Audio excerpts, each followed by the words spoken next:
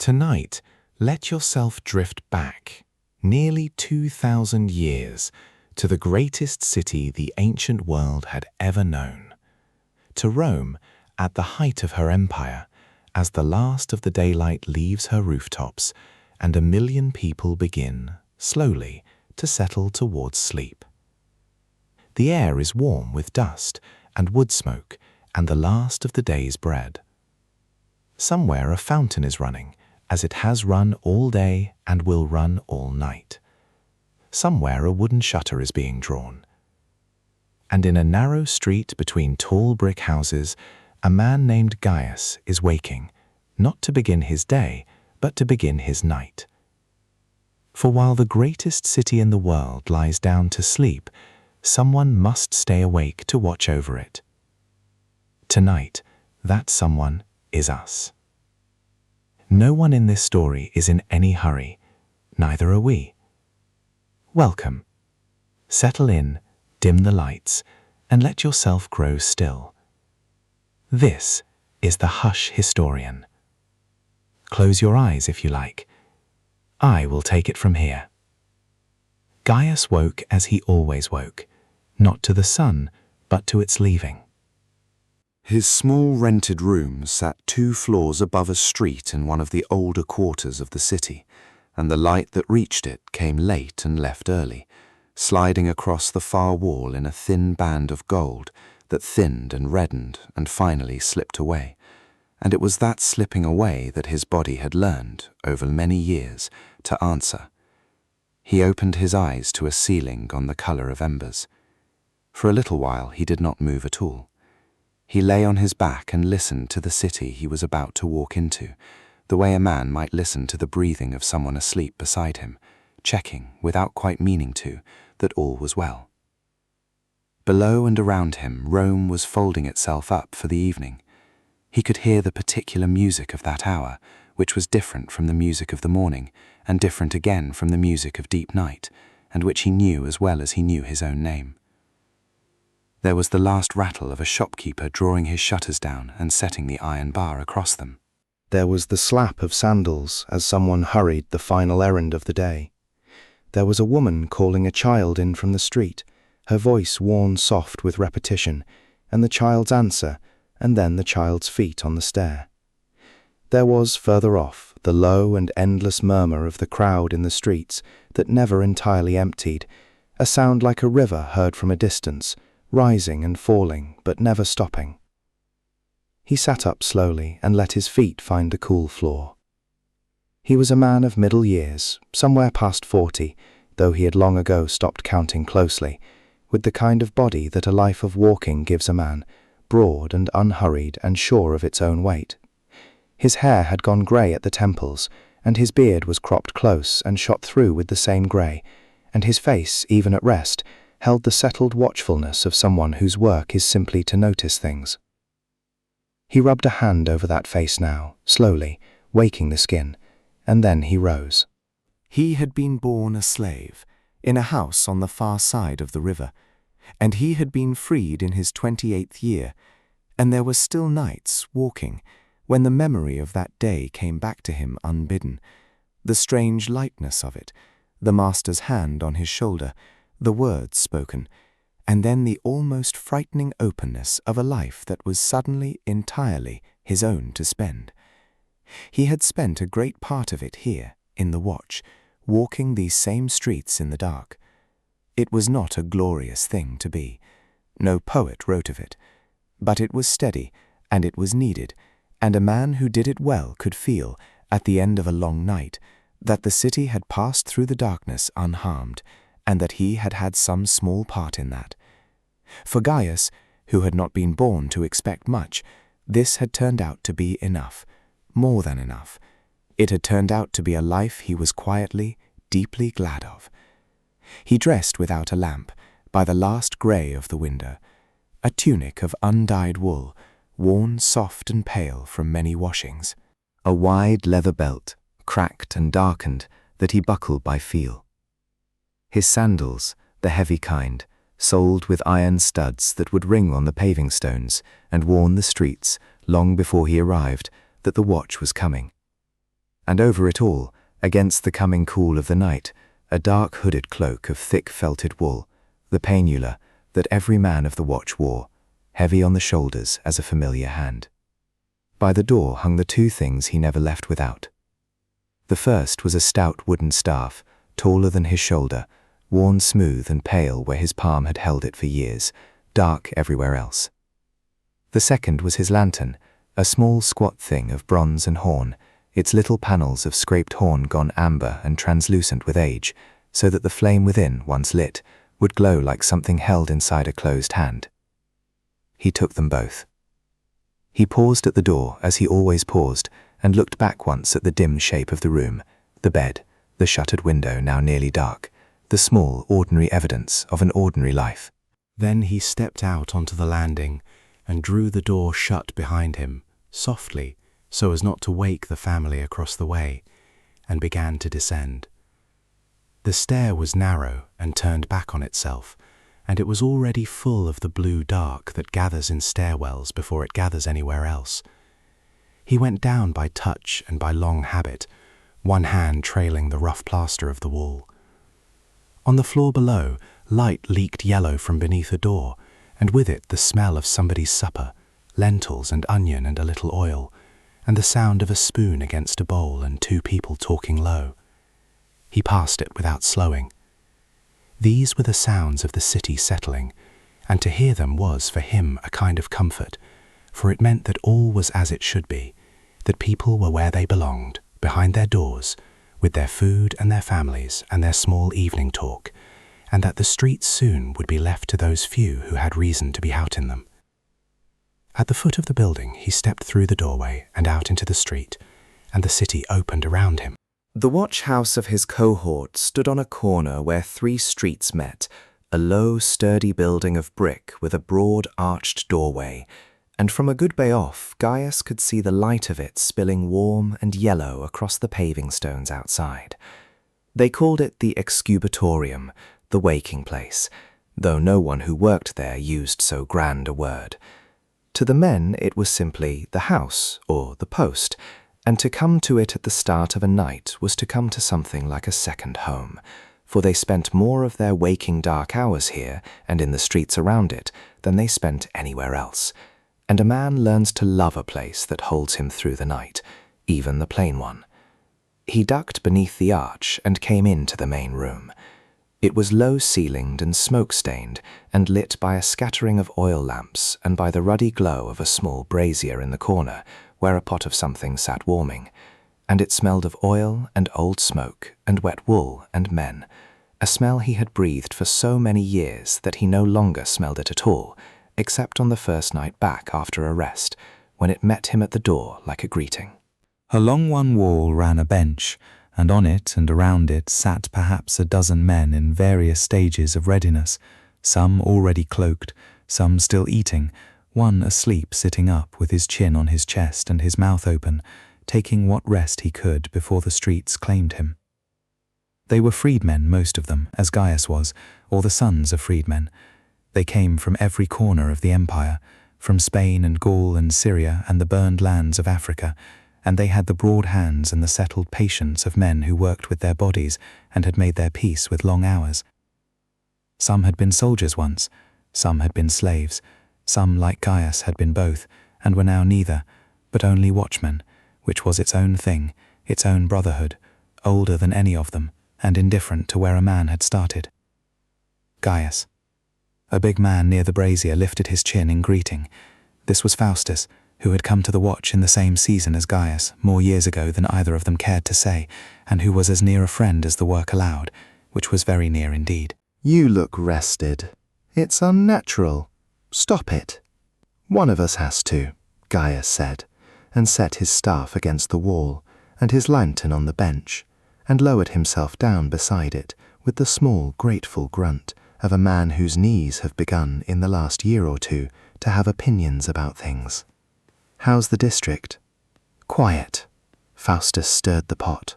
Quiet all week, which either means everyone's being good, or it means they're saving something up. He said it lightly, but it was an old truth of the work, that a long stretch of quiet was not always a thing to be trusted, that the city had its moods and its weathers, and that a good watchman kept a little wariness in reserve even on the calmest nights, the way a sailor keeps an eye on a clear sky. Winds up a little from the south, dry. Mind the fires tonight. He said this last plainly, and Gaius nodded, plainly, for it was the whole of their trade in 3 words. A dry wind was the thing they feared, the thing that could take one careless lamp and make of it a catastrophe. Watered wine's hot if you want it. And there's the new boy. Gaius followed the tilt of Faustus's head. Near the doorway, a little apart from the others, stood a young man he had not seen before, perhaps 19 or 20, lean as a reed, with his hair cropped soldier short, and a face that had not yet learned to hide anything. He was dressed in the plain tunic and heavy sandals of the watch, all of it too new, the leather of his belt still stiff and pale, and he held a lantern in both hands before him as though it was something breakable, and he was trying very hard to look as though he belonged there, and failing, in the particular way that only the very young can fail, wholly and openly and without knowing it. Gaius felt something turn over gently in his chest at the sight of him, some old softness, for he had stood exactly there once, holding a lantern exactly so, more than 20 years gone, wondering what he had walked into. "Whose is he?" Gaius asked. "Yours tonight," said Faustus. Prefect's word. Wants him walked through a full round by someone who won't lose him or frighten him off. I said you were the man for it. You're patient. Comes of being slow." He grinned. "His name's Rufus, vine-dresser's son from out past the walls. Freed 2 months back, signed to the watch for his 6 years, and his citizenship at the end of 'em, same as the rest of us once did. Knows nothing yet. Be gentle." Gaius looked at the boy a moment longer. Then he heaved himself up off the bench and crossed the room, and the boy saw him come in and straightened, and the lantern in his hands trembled just slightly, and Gaius pretended, kindly, not to see it. "Rufus," he said, "I'm Gaius. You're walking with me tonight." "Yes, sir," the boy said, too quickly. Yes, thank you, sir." "Not sir," Gaius said. "I was a slave the same as you were, boy, and I'll not be called sir by a free man of Rome.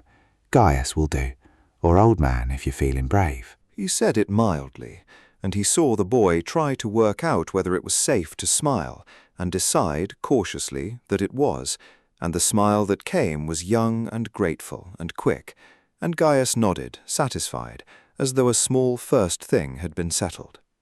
"Good. Now, before we walk, you should see what we walk with. Come." He led the boy to the far end of the room, where the tools of the watch were kept, and here, for the first time, the boy's careful nervousness gave way to a plain and honest interest, and he leaned in to look.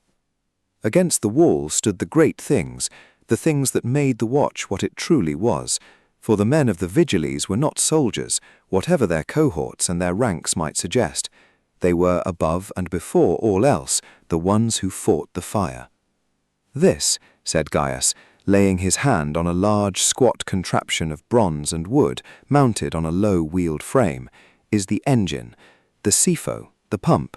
2 men work the arms, up and down, so it draws water up through here and drives it out through the nozzle in a jet that will reach a 2nd-story window. It is the most valuable thing in this house, worth more than the house itself, and if you remember nothing else I tell you tonight, remember that when the cry goes up, this comes with us, and you help pull it, and you do not stop pulling it though your arms come off, because it is the difference, often enough, between one burned room and one burned street. The boy nodded slowly, his eyes moving over the machine, the polished brass of the cylinders, the long worn handles smoothed by many hands. "These," Gaius went on, moving along the wall, "are the buckets. Hundreds of them, up and down the district, in this house and in others, and stacked at the crossings. Esparta grass, woven and pitched, light and quick to pass hand to hand. When the fire comes, the people form the line, house to fountain to fire, and the buckets fly along it, and we stand at the front where the heat is." "And these," he lifted a coarse, heavy folded thing that gave off a sharp, sour smell, "these are the centones. blankets of old cloth, patched and thick, that we soak in water, or better in vinegar, and beat the flames with, and throw over what's burning to smother it, and hold over our own heads when we go in close. That smell you're making a face at, boy, that vinegar, you'll come to love it. It has stood between more men and the fire than I could count. He let the boy take the corner of it, feel the sodden weight, and set it back. And these, he said last, taking down from their hooks a set of long poles, some ending in wicked iron hooks, some in broad blades like axes, these are the worst of them and the most needful. When a fire has a house and will not let it go, when saving the house is past all hope, then the only thing left is to save the next house and the one beyond it. And so we take these and we pull the burning house down. We hook the beams and drag them out. We chop the timbers. We open a gap the fire cannot leap. It is a terrible thing to stand in a street and tear down a man's home while he weeps beside you. I have done it more times than I can bear to remember. But a fire that is given a whole street to eat will not stop at a street boy. It will take a quarter. It will take the city. It has before, in the time of our grandfathers, taken very nearly all of it. And so we tear down the one to save the many, and we live with it, and that too is the work. He hung the poles back on their hooks and turned and found the boy looking at him with a new and sobered seriousness.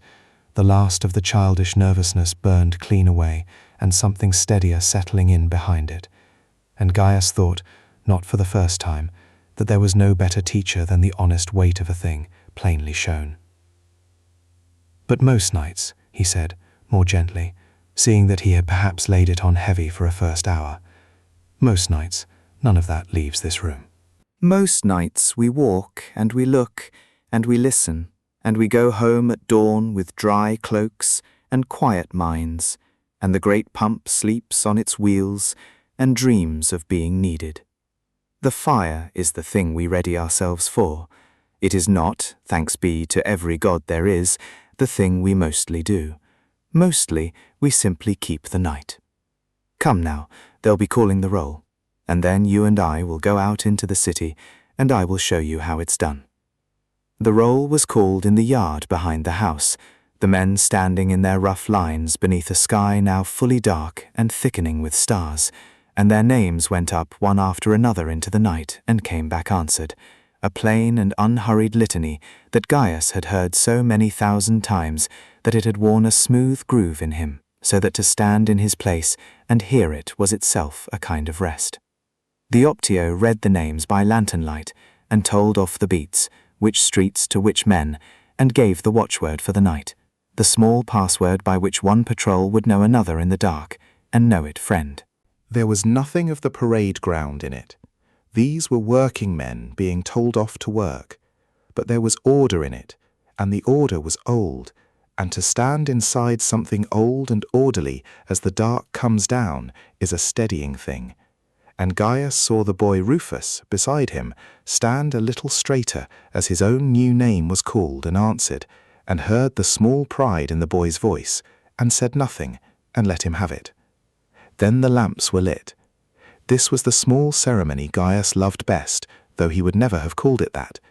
Each man came in his turn to the great lamp by the door and touched the wick of his lantern to the flame, and one by one the little horn-paned lights kindled and glowed, amber and warm, a dozen small captured fires, and the men closed the horn panels over them, and the room that had been bright with them dimmed as they went out the door, carrying their light away into the streets where it was wanted. There was, Gaius had always thought, a rightness in it that went deeper than its use. That the men whose whole purpose was to guard the city against fire should go out each night carrying, each of them, a small and careful flame of their own, fire tamed, fire held inside horn and bronze, made servant instead of master, a thing to see by rather than a thing to fear. He touched his own wick to the flame and watched it catch, and closed the little door on it, and it glowed steady in his hand, and he turned and held it up so the boy could light his own from it, and the boy did, carefully, his tongue between his teeth, and then they were two small lights among the others, moving toward the door. Out in the street, the night had properly come. The last stain of daylight was gone from even the highest rooftops now, and above the narrow slot of the sky between the buildings, the stars were out in their multitudes, close and thick and faintly trembling, more of them than any city dweller who lived always beneath torchlight ever quite remembered were there. The air had cooled and cleared. The dust of the day had settled, and the great sound of the city had changed its whole character, as it did each night at about this hour, softening from the bright, hard clamour of the day into something lower and slower and stranger, the night sound of Rome, which Gaius knew better than he knew any music. "Listen," he said to the boy, and stopped, and the boy stopped beside him, and they stood a moment in the dark street with their 2 lanterns and listened together. "Tell me what you hear." The boy listened, frowning with the effort of it, wanting to do well. "Voices," he said, "a long way off. And water. The fountain." He listened more. "Something. Wheels? Creaking." And he showed him above all how to look.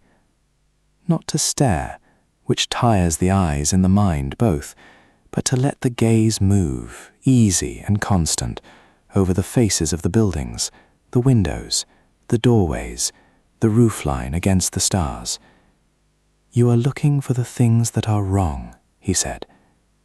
"But you will not find them by looking for them.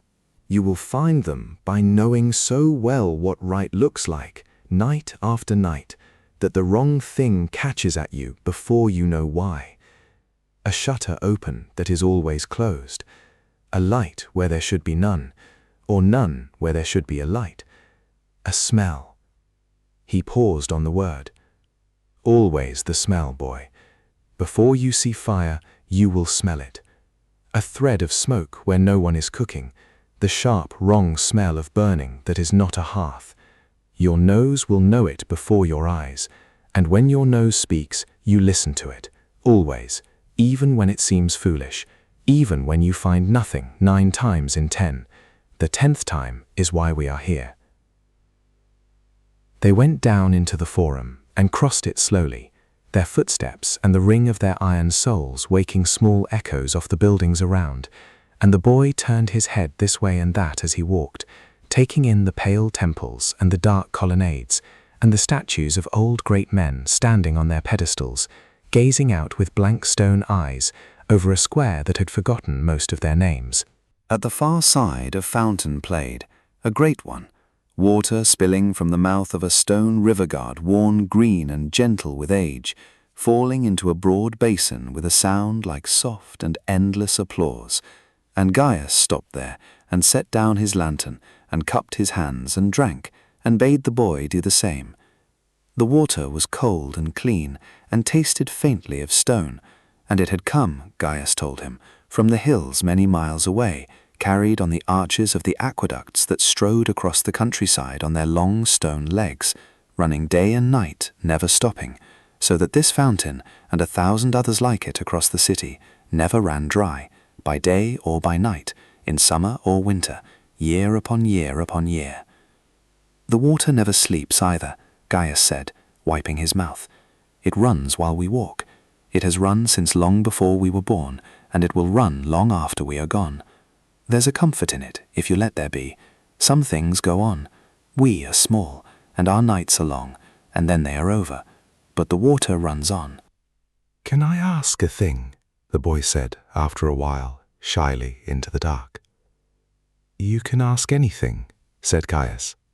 "The night is long, and questions help it pass. Why did you stay?" The boy turned the lantern slowly in his hands. "Forster said in the house that you've walked more than 20 years. That's 4 times the 6 a man signs for. You had your citizenship long ago. You could have gone, done anything. Why did you stay in the watch?" Gaius was quiet for a moment, looking out over the pale, empty forum, considering the question, which was a real one and deserved a real answer. "When I was freed," he said at last, "I thought I wanted a great many things. Money, a shop of my own maybe.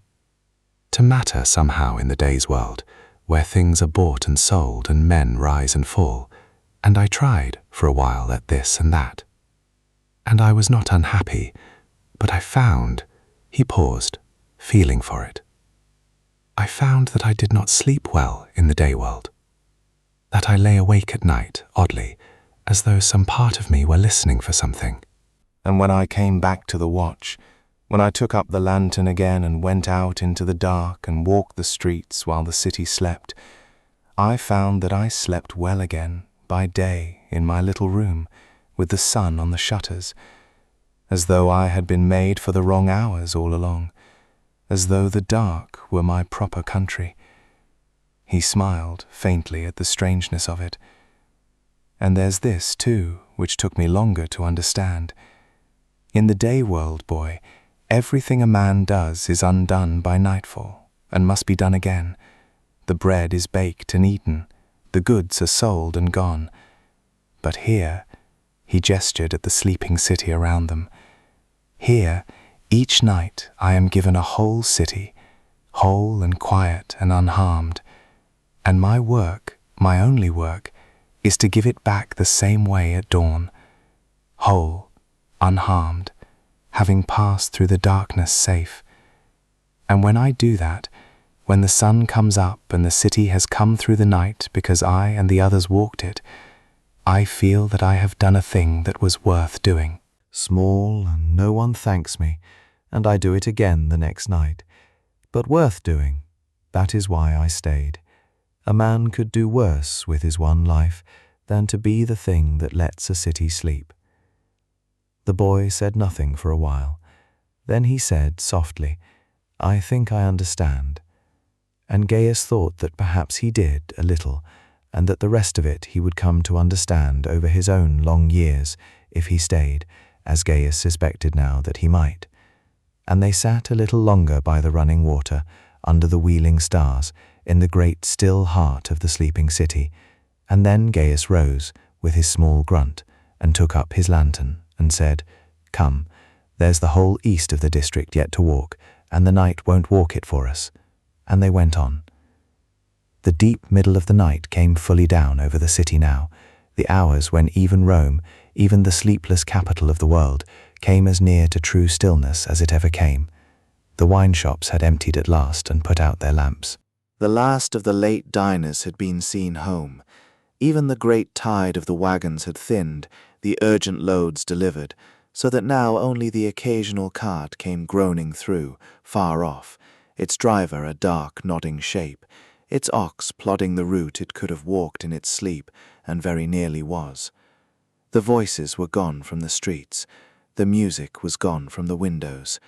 What was left was the water, running in its fountains, and the wind moving soft and cool along the streets, and stirring the washing on the lines, and now and then, from somewhere, the small private sounds of the sleeping city.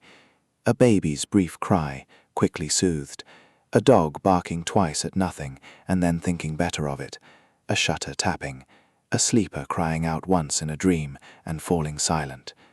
And under it all, the vast and breathing hush of 1,000,000 people asleep, which is not a silence, but a presence, a thing a man can feel on his skin, walking through it, the great, warm, dark weight of all those lives laid down together in trust of the night.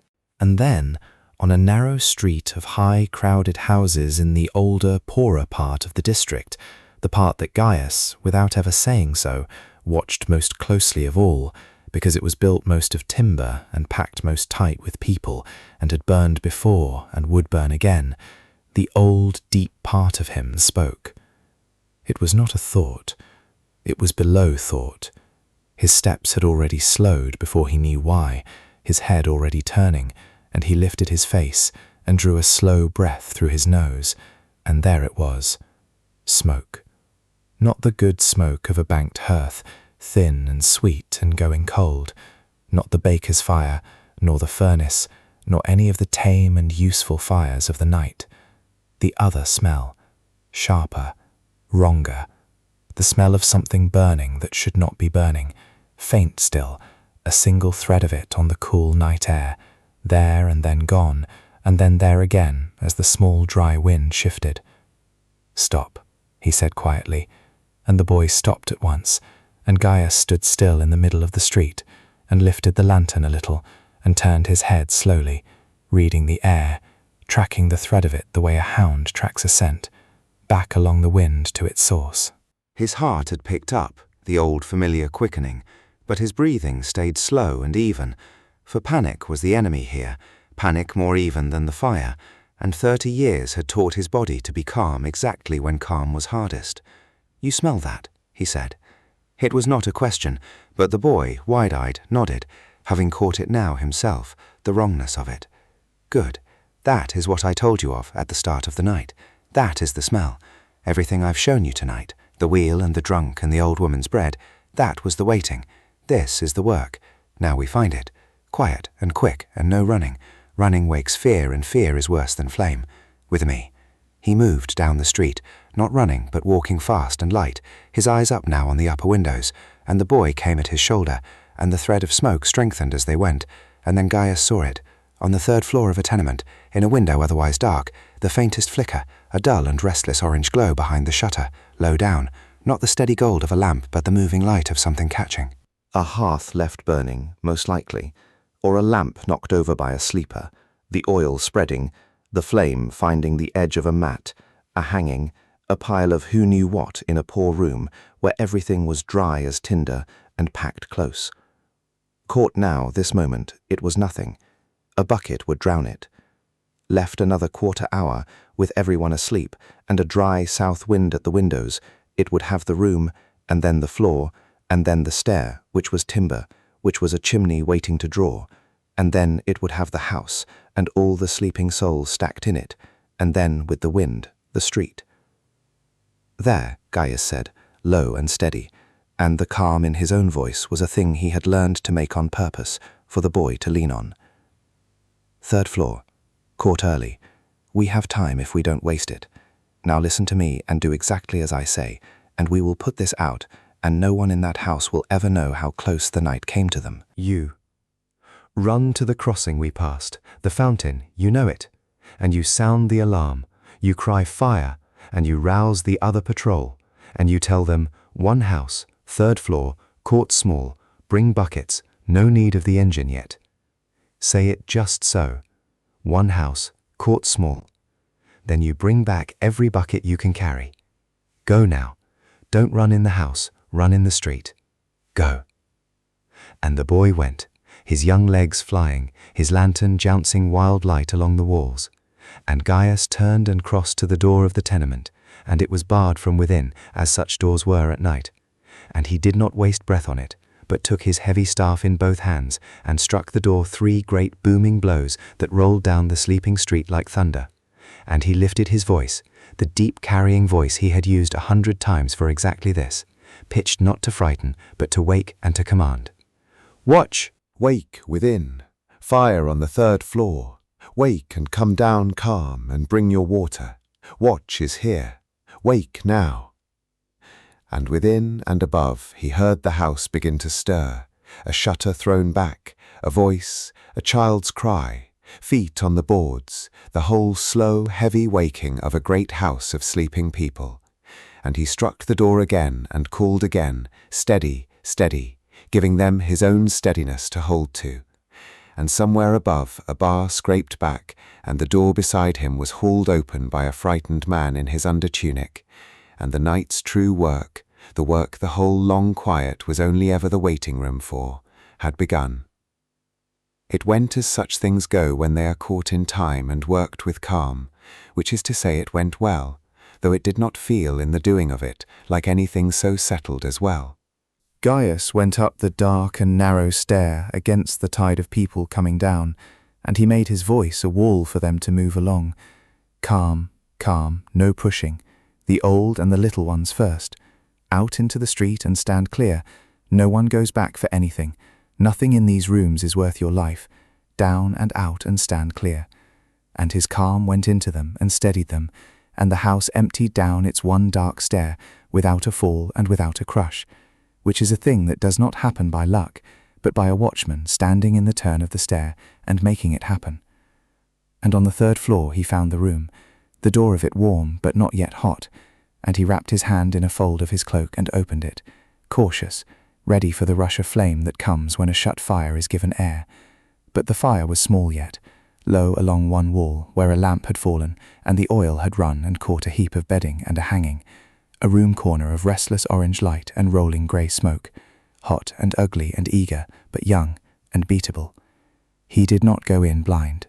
He dropped to a crouch below the worst of the smoke, where the air was still fit to breathe, and by then the first of them were behind him on the stair, the boy Rufus back already with buckets, and other men of the house, and Gaius took the first bucket, and did not fling it wild, but threw it low and hard along the base of the flame where the fire fed, and the fire shrank and screamed its little steam scream, and he called for the next, and the next came, hand to hand up the stair, the bucket line forming of its own accord as such lines do, neighbours in their nightclothes passing water up out of the dark, and Gaius knelt in the smoke and the heat at the head of the line, and drowned the fire bucket by bucket, patient, thorough, not satisfied by the death of the flame, but going after the embers in the sodden black mess of it, soaking the wall, the floor, the beam, for a fire not truly killed will lie down and seem dead and rise again behind you an hour later, and he had learned long ago to be merciless with the last of it, to pour good water on black wet char until any fool would say enough, and then to pour a little more. And then, sooner than the frightened people in the street below could quite believe, it was over. The orange light was gone. The room was a stinking, sodden ruin of black and grey, and it steamed, and it reeked, and it hissed faintly to itself in the dark, but it was out, wholly out, drowned past any rising, and the house above it stood, and every soul who had lain sleeping in it stood now in the street below, alive, coughing, weeping some of them, holding their children and each other, but alive and whole, and the night had not taken them. Gaius knelt a moment longer in the wet char, breathing the foul air, making sure, always making sure, running his hand along the beam to feel for hidden heat. Then he rose, his knees protesting, his cloak scorched at the hem and black to the elbow, his face grimed, and he went to the window and leaned out into the clean, cool night and drew a long breath of it, and looked down at the people gathered pale in the starlight in the street below, and at the ring of lanterns where the other patrol had come, and he felt what he always felt at such a moment, which was not triumph, for it was too near a thing for triumph, but a vast and quiet and steady ingratitude, that they had smelled it in time, that the wind had carried it, that the boy had run fast, that the city had come through one more time. He came down the stair slowly.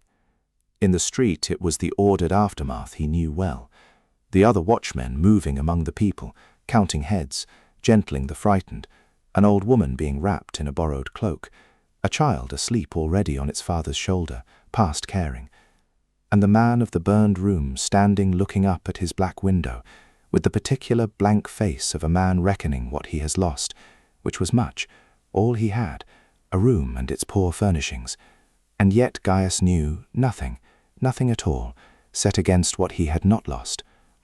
Faustus was there, the big man's face lit ruddy by the lanterns, and he came to Gaius and gripped his shoulder, and looked at the black window, and back at Gaius, and said only, "Court small," and Gaius said, "Court small," and that was all, and it was everything, the whole of the work in 2 words passed between 2 old men, who had said them to each other over the ashes of 100 nights.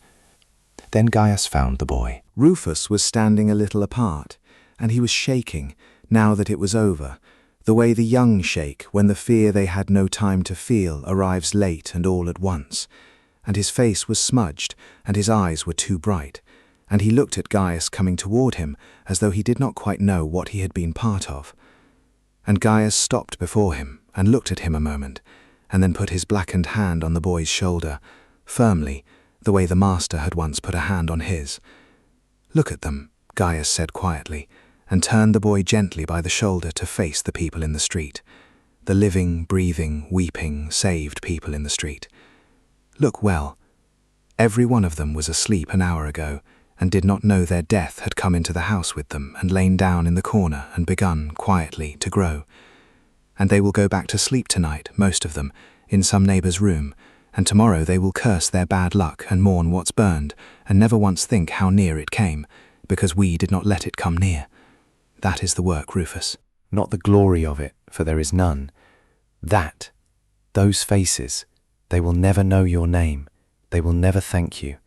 And you saved every one of them tonight, you, with your fast legs and your good young lungs, and no one will ever know it, but you and me and Faustus and the gods.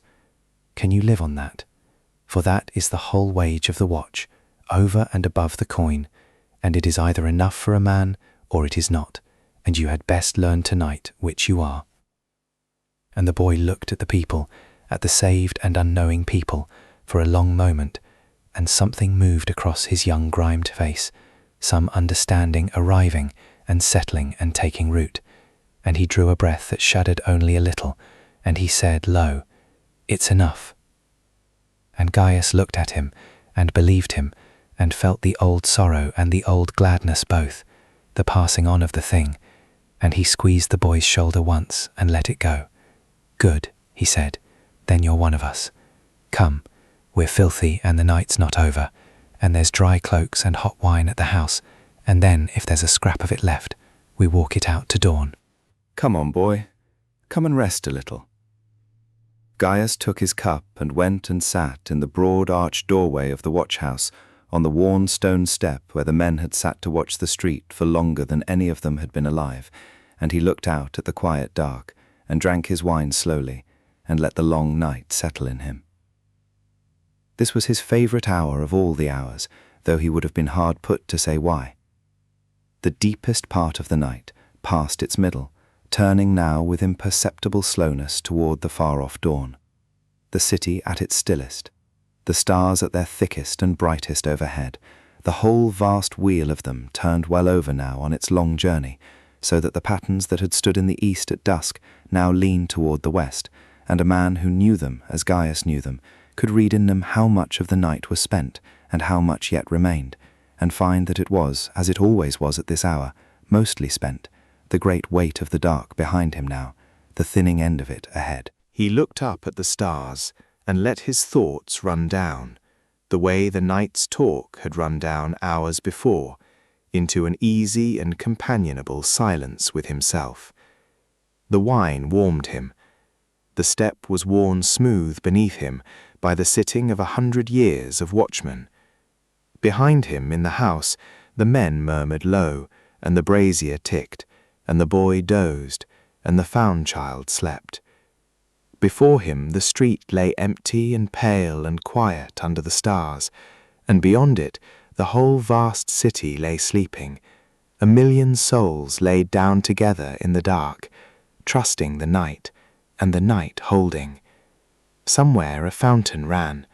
Somewhere far off a single cart still creaked along on some last errand. Overhead the great slow wheel of the heavens turned, as it had turned before there were any watchmen, before there was any Rome, and would turn after. And Gaius sat in the doorway between the sleeping city and the wheeling stars, an old freedman with a cup of wine and a smoke-blacked cloak, and kept his watch, and was in that hour, in that place, as near to wholly at peace as a living man is often given to be. After a while he rose, for the watch does not rest long, and went back inside, and gently woke the boy, who came up out of sleep confused, and then remembering. And Gaius smiled at him, and gave him a moment to gather himself. "Come," he said, "one more round, and a short one, and then the dawn, and then home, and a long sleep with the sun on the shutters, which you'll find, boy, is the sweetest sleep there is, the sleep of a man who's earned it in the dark. But the city's not through with us quite yet. Up you get, bring your lantern, let's go and give the last of the night its walking."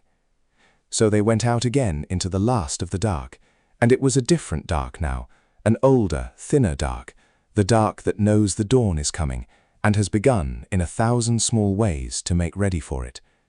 The very quality of the black had changed, gone from the depthless dark of the middle hours to something with a grain in it, a faint and growing sense of the shapes of things, as though the world were slowly remembering itself. The stars were still out, but the low ones in the east had begun one by one to dim and fail, not yet from any light in the sky, but from the eye's own knowing that the light was near. The air had come round, the dry south wind fallen off to nothing, the way it often did in the last hour, and the air was at its coldest now, as it always is before dawn, and Gaius threw his cloak close and saw the boy do the same, and their breath, for the first time that night, showed faintly pale before their faces. They walked the last round slowly, and Gaius felt the good tiredness in his legs and his back, the honest ache of a night's walking, and he welcomed it, for it was the feeling of a night's work done. They passed the fountains, still running, would run all day. They passed the temples, their small lamps burning low now, near spent, the god's servants dozing at their posts as the night wore out. They passed the crossings with their stacked buckets, unused now, and Gaius touched the nearest stack in passing, an old habit, a kind of thanks. And true to his word, he brought them back past the old widow's window, and her lamp still burned, and she was still awake. Of course she was awake. And he called softly that the night was near done, and all was well, one small fire caught and drowned, and no one harmed. And she said she had smelled it on the wind. She always smelled them, and had said a word to her old sextus for the men out in it. And Gaius thanked her, and told her to sleep now. The dawn would keep the watch from here. And she said she would try, and they both knew she would not. And there was no sadness in it, only the long, gentle understanding between two old people who kept the same dark. And they left her there with her lamp, and went on toward the morning. And they came as the sky in the east had begun at last to pale, truly to pale, the black thinning to the deepest of blues, and the blue beginning along its lowest edge to grey, to a small rise of ground at the district's edge, from which a man could see out over a good part of the city. And Gaius stopped there, as he often stopped there at this hour, and let the boy stop beside him, and they looked out together over Rome as the dawn came. It came slowly, as it always came, and it was, Gaius thought, watching it as he had watched it 1,000 times and never tired of it, the finest sight the world had to give a man. The stars failed one by one over the sleeping city. The eastern sky greyed, and then, low down, took the faintest wash of green and then of rose, and the great dark mass of the city below began to give up its shapes, the 7 hills rising out of the dark, the temples, the palaces, the endless crowded roofs of the insulae, the dark line of the river, all of it emerging slowly from the night like something being remembered. And here and there among the roofs, the thin first threads of morning smoke began to rise straight up into the still cold air, more and more of them, as more hearths woke and more ovens were lit, the city breathing out its first grey breath of the day. A cock crowed somewhere below, and then another further off.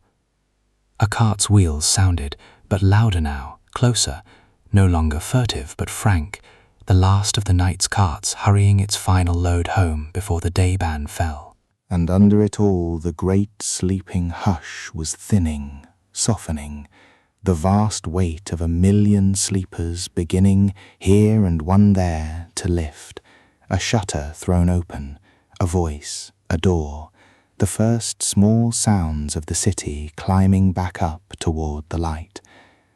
"There," said Gaius softly, looking out over it. "There she is, come through the night. Every roof of her, every soul under every roof, come through the dark and into the morning, whole. That's ours, boy. Not that we did it alone, there's 7 cohorts of us and the gods above besides, but ours, our share in it. yours and mine, this one night. We took her at dusk, full of the day's heat and noise, and we walked her through the dark, and we kept the fire small when it came, and here she is, handed back to the morning, safe. And now the day people will wake and take her up again, and buy and sell and shout, and never think of the night at all. And that's right, that's as it should be, for a city that has to think about the night is a city in trouble, and ours is not. Ours slept. Ours slept well. He was quiet a moment, watching the light grow. And now so shall we.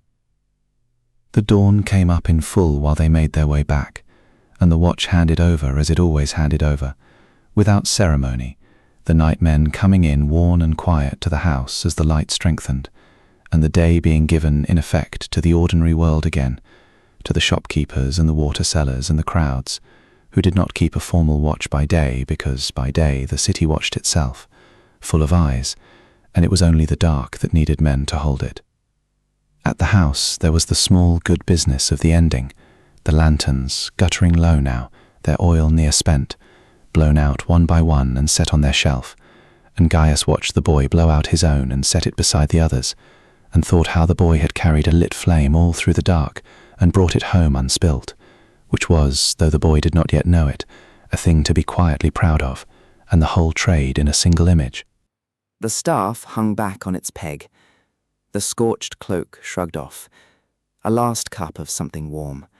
Faustus clapping the boy on the back hard enough to stagger him, and telling him gruffly that he'd done well, that most men lost their heads at their first fire, and he'd kept his and run like the wind, and if he wasn't careful he'd make a watchman yet, which from Faustus was very nearly a song of praise, and the boy flushing with the pleasure of it, and trying not to show it and failing, wholly and openly, in the way of the young. And Gaius spoke a quiet word to the day officer about the sleeping child by the brazier, the collar, the cruel house, the soft places in the hard law, and the officer, another old freedman, heard him out and nodded slowly, and said he knew a man who might help, and that the child could stay warm at the house until it was seen to, and Gaius was satisfied, as much as a man can be satisfied with a small mercy in a hard world, and let it go. And then it was time to go home.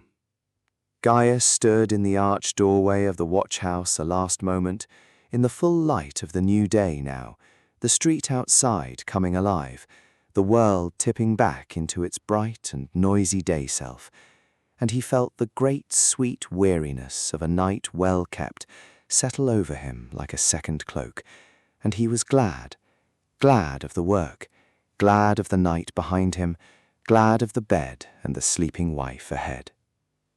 The boy came to stand beside him, hovering, not quite knowing how to say what he wanted to say, and Gaius took pity on him and saved him the trouble. "Go home, Rufus," he said kindly. "Sleep. You've earned the sun on your shutters, and come back at dusk, and we'll do it again, for it's the same every night, the same and never the same, and that's the whole of it. That's the life. You did well tonight. Better than well. Go on now." And the boy said, "Thank you, Gaius." Trying out the name, the just Gaius, the free man's name, and getting it right, and Gaius nodded, and the boy smiled his young quick smile, and turned and went off up the brightening street toward his own bed, walking a little taller than he had walked the evening before, and Gaius watched him go, and then turned the other way, toward home. He walked home through the waking city, against the current now, the only tired man in a street of people rising fresh to the day, and he did not mind it. He had walked home against the morning for more than 20 years, and he had come to like it, the strangeness of it, the sense it gave him of belonging to a different and secret order of things, the order of those who kept the night. The shops were opening their shutters. The fountains that had run all night for him alone ran now for the gathering crowds, women and children with their jars, and the water that had been his quiet companion in the dark was loud now with the day. The bakeries had their doors opened and their morning bread stacked warm and golden, and the smell of it filled the streets, and men stopped to buy their loaves and eat them walking, and Gaius bought one too, warm in his hand, and ate it as he walked, and it was very good, the first bread of the morning, baked in the last of the dark by the good fire, and it tasted to him of the whole long night, of everything he had walked through to arrive at this ordinary golden morning and this ordinary golden loaf. He came at last to his own narrow lane and his own doorway, and climbed his own dim stair, quiet now with the quiet of a building whose people were waking around him, and let himself into his small room, where the shutters were still drawn against the light, and the dark was soft and warm, and his wife lay sleeping in the bed they had shared for more years than he could easily count. He set down nothing, for he carried nothing now, having left the tools of the night at the house where they belonged. He drew off his sandals and his belt and his outer tunic in the dark, quietly, and he washed the last of the smoke from his face and hands in the cold water of the basin. And then he crossed to the bed and drew back the cover and lay himself down beside the warm, sleeping shape of her. And she stirred, as she always stirred, and murmured something that was not quite a word, and turned toward him in her sleep and laid an arm across him, and did not wake. And he lay still and let the warmth of her and the warmth of the small dark room settle over him. Outside, beyond the shutters, the great city climbed into its day, loud and bright and entirely unaware of the night that had passed over it, of the fire that had nearly come and had not, of the old man and the young one who had walked its dark streets and kept it while it slept. And that was right. That was the whole of the work and its whole reward, that the city should never have to know. Gaius lay in the warm dark with his wife's arm across him, and the day's noise a soft, far-off tide beyond the shutters, and he felt his long night's weariness turn at last into the deep and honest heaviness of coming sleep, the sweetest sleep there is, the sleep of a man who has earned it in the dark.